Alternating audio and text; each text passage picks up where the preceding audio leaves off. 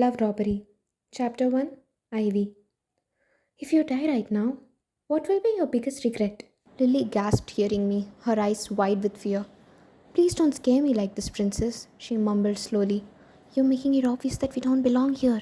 I hushed, seeing the frowns on her forehead, her black eyes looking around frantically, a green scarf covering her hair, nose, and mouth. That's because we don't belong here, she mumbled again. I held her hand as we walked through the market. I felt the mud seeping into my shoes as sweaty bodies pushed us around. People were shouting every time we crossed their shop, and I couldn't decipher whether they were begging me or ordering me to visit their shop. I had a red scarf covering my hair and face except my blue eyes. A white dress hugged my chest, flowing free from the waist. One of my oldest and simple dresses. Lily wore a yellow dress. I had a sling around my shoulder, which I held on tightly, protecting my dangerous little secret even Lily had no clue about. I looked around at how everything was mismatched and colorful. One shop had a pink banner, the next had a red, and the next one had green. In Palace, everything felt monotonous, perfectly color coordinated, but there was a different beauty in this vibrant environment. What if anyone recognizes us and informs Queen Mia? She will kill me if she finds out that I accompanied you to the slums, Lily whispered, her voice muffled behind her scarf. I know. Why do you think I wanted to know your biggest regret? I asked, keeping my eyes on her mother, shouting at a shopkeeper with her child on her hips. I watched the child calmly playing with her hair, but I knew Lily was staring at me. I felt the heat and anger radiating out of her. I looked at her for a second, her black eyes now a shade of light brown with the sunlight, her dirty blonde hair peeking a little from her green scarf. She was my most beautiful friend, my only friend, and she was 2 years elder to me. I turned my attention back to the market as I said with a smile, don't look at me with so much love. I heard her sigh, and a little kid ran, separating us, with a few other kids following him. I moved to my left, giving them way, and dashed with the fruit cart. Sorry, I mumbled to the person pushing the cart and held Lily's hand again, walking through the mud. The wind blew, and my scarf almost betrayed me, but I was quick to catch it and cover my face again. A guy was shouting at the top of his lungs about a magic show and giving out papers. People either ignored him as they passed by or took a paper from him nonchalantly. I took a paper from his hand and continued to walk reading it, his voice growing distant and the odor of fish creeped in. I read the details of the magic show, the date and time, when a sudden figure pushed through me. I gasped, looking up. A second to glimpse into his dark black eyes, and then he was gone, running into the sea of people. The paper had dropped, and my eyes widened looking at my hand. Princess, your ring, Lily said in horror, and I was quick to run into the crowd, my mind trying to recall the incident. I saw Brown. He was definitely wearing something brown. Black eyes, black hair, a rough push, and my ring was gone. Stop! I heard Lily screaming behind me, but I continued to push through the crowd mindlessly. The queen will not be very pleased with the idea of me losing my engagement ring. I turned around as Lily tugged my hand, breathing heavily. Please stop, Princess Ivy. He was a thief. You cannot catch him. Even if you catch him, what can you do? We need to hurry back to the palace. I kept looking around, clutching my sling bag close to me, feeling her words go over my head.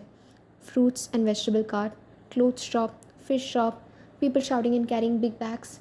My eyes roamed around trying to spot a man with the identities my mind was able to catch within that 1 second of him stealing my ring.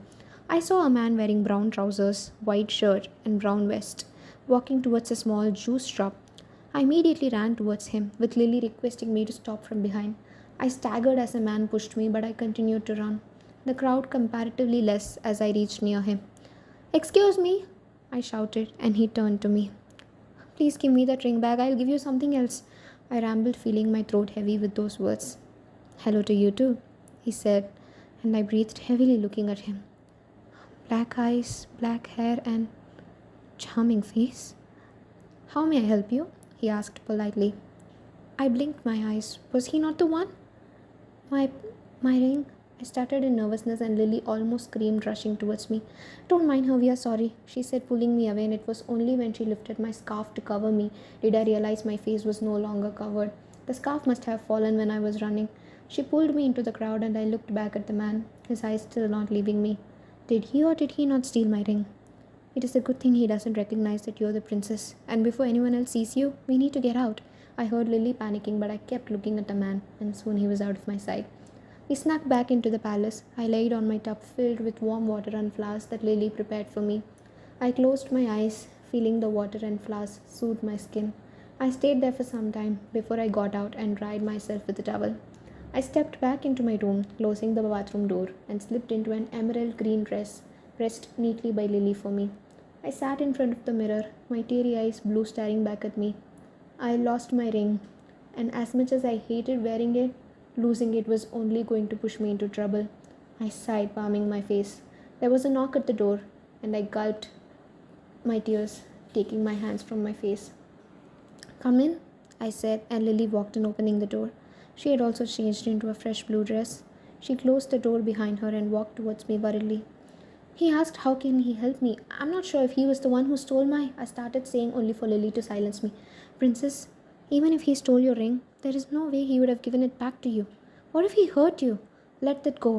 Now we have to think about the next step. We can take any help from a trusted jeweler who can make a similar ring," she suggested, taking a towel. I let her dry my dark black hair as I tried to think of all the jewelers who had visited the palace so far. I doubted anyone would be more loyal to me than the queen. Lily soon left me alone with my thoughts, and I laid on the bed looking around my room. Plain white walls, white bed, a big golden chandelier above with candles. I recall my walk in the market. The noise, the scent, all of that felt different. My mind wandered back to my betrothed, Prince Luca Williams. I only have 6 more months before I get married and move to his land, Velrith. I gulped, remembering our first meet. I didn't want to marry him, but the queen had made her choice, and who was I to defy that? I sat on the bed and looked at the golden sunlight peeping through the window. As I got up moving towards it, I looked outside to see Prince Rainafairy, my brother 3 years elder to me, was sword fighting with other guards. Interesting. I found everything interesting. The happening village, the fight arena, the caves, the forest beyond our land, the palace garden. Anywhere was fine except my room and the queen's room. Well, if I had to choose between my room and queen's, mine was better. I looked at the man practicing fighting in the arena, the clinking of swords, the way everyone moved. My brother dodged an attack that came from behind him. How did he do that? I opened the wooden trunk which was placed beside window. I dug my hand into the papers and old clothes to take a dagger that hid beneath them. I stood in front of the mirror trying to mimic what my brother did with the sword. I swung the dagger a few times and paused. Why did I look funny doing it? Was it my hair? My dress? I imagined a person attacking me from behind and turned sharply to point the dagger like Ryan and gasped as it went flying from my hand and landed on the marble floor. I immediately took the dagger, hoping no one heard the sound of it falling. I closed my eyes. Breathe in, breathe out. Let me try this again. I swung my sword. Well, not mine. I stole it from Ryan long back. I once again imagined someone attacking me from behind and turned with the dagger, sharply holding it tighter this time, so that it doesn't fall from my hand again. A grin touched my lips as I did it. I practiced the same movement again and again. Fighting is exhausting, I mumbled, looking at the dagger, and hid it in my trunk. I once peeked outside the window and my eyes widened to see men still practicing fighting in the arena. I felt like my closed trunk was mocking at me. I looked at the way Ryan and guards swung their swords and took the dagger from inside the trunk again. Maybe I needed more practice. Oh Lord! I let out a breath at the sight. A lush green valley decorated with lavender flowers. The valley and flower path looked endless. My eyes widened to see how long the valley could go, and it felt like the end of the hills were hiding beyond the cotton clouds. I ran on the path, hiking up my pink skirt. I giggled, feeling the wind gush over me, and I competed with it. Was I running or flying? Princess? There was a soft whisper, far, far away, probably beyond the clouds. Princess? The flowers started to disappear from my sight. Princess Ivy Sapphire! I jerked, opening my eyes. White walls, white floors, golden chandelier. I was in my room. Nightmare? Lily asked softly, and I nodded my head in a no, sitting on the bed. I had a good dream, I mumbled, and she smiled widely. Are you okay? You usually don't sleep in daytime? She asked, arranging my jewelry box. Fighting is... Her yawn disturbed me, and I continued. Fighting is tiring. She shook her head with a smile. She's the only one who knew that I replicate the fights I saw the prince and our soldiers practicing every day. I frowned a little, seeing her continuously arranging my jewels, a hint of nervousness and hesitation visible in her eyes. Is everything all right? I asked. She looked at me. I'm afraid I have bad news. Queen Mia wants to see me? I asked slowly. Prince Luca Williams is on his way to Celia. He will be here for dinner. Oh dear Lord. I palmed my face hearing it. It is one thing for the Queen to see the engagement ring missing on my hand. A few harsh words, humiliation, some tears. But both the Queen and Prince Luca seeing my ring missing, well, that meant at least a week of nightmares. I continued to wrap the piece of white cloth around my ring finger. I don't think anyone is going to believe I hurt my finger, but this was the only choice I had so that no one questions me why I wasn't wearing my engagement ring. I hissed as Lily suddenly tightened my corset. Don't suffocate me to death. How will the Queen live without having someone to constantly scare and humiliate? I muttered, still looking at my finger, and I knew Lily was shaking her head disappointed. I told you we shouldn't go. What could happen except you losing the ring? She held my chin up and turned my face to right and left, looking at me curiously. You look perfect, she said, satisfied with the way she made me ready. I kept quiet as she moved away, letting me look at myself in the mirror. Light pink corset dress. Lily has braided my hair on the side that joined at the back and one big braid with the rest of my hair.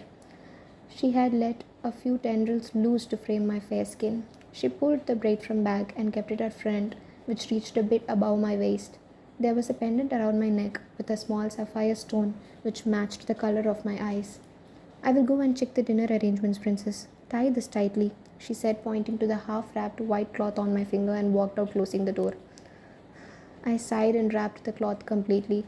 I then walked to my closet and looked at the bag I carried to village today. I opened it and picked up a big ring with blue gem. I wore it on my thumb and then took two bracelets. One bracelet had blue dangling crystals and another had white crystals. The bag had more similar looking bracelets and rings. Blue or white? I ended up picking the blue one and dropped my white bracelet back into the bag. I really hope I don't have to use any of this, Luca, I whispered, wearing my bracelet. I stepped back a little, closing the cupboard door. Air left my lungs as I got trapped with my back pressed against the closet and a hand covering my mouth. Cooperate and don't make it difficult. My eyes widened at the careless tone. Black eyes, black hair, all dressed in black. His face was covered with a bandana, but I had a feeling that I had already heard his voice before. The man who stole my ring. Moments passed in a blur as he tied my mouth and hands. My efforts to push him went in vain, and I had to be careful. I cannot let the crystals in my bracelet sting me at my attempt to push him. I stopped fighting and let him take me away. The best way to escape a problem was to get trapped in a bigger one, and I was going to do exactly that.